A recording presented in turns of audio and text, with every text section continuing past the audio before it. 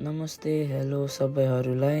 आजको यो हाम्रो अङ्ग्रेजी डेलीको सेकेन्ड भिडियो हुनेछ। आजको यो भिडियोमा हामी सिक्नेवाला छु हजुर कुन देशमा बस्नुहुन्छ नाम भन्नलाई इङ्ग्लिसमा, अनि त्यसपछि त्यो देशमा कहाँ बस्नुहुन्छ, अनि हजुरको इन्ट्रेस्ट के हो, अनि हामी सिक्नेवाला छु हजुरको अहिले के पढ्नु हुँदैछ त्यो भन्नलाई। ल सुरु गरौँ आजको लेसन।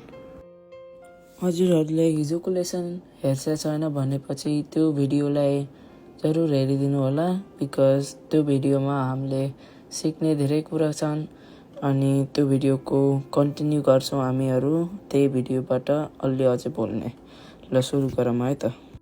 तपाईँले यसमा नेपाली अक्षर देख्छ छ इङ्ग्लिस अक्षरको तल सबै नेपाली अक्षरले भन्छ जे इङ्ग्लिस अक्षरहरू त्यसको माथि भन्दछन्।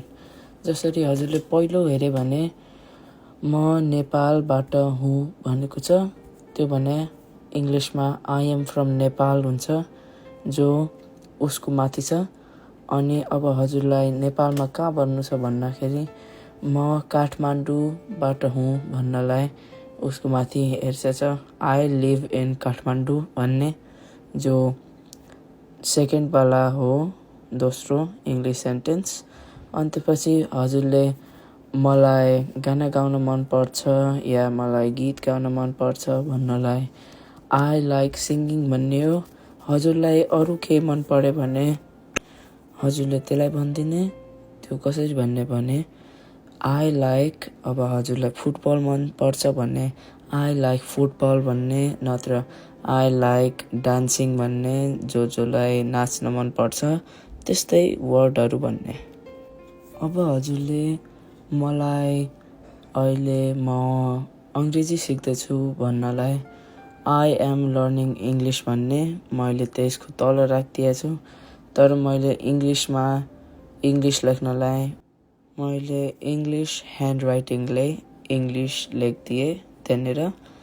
त्यसैले त्यसले के भनेको छ कि म इङ्ग्लिस सिक्दैछु।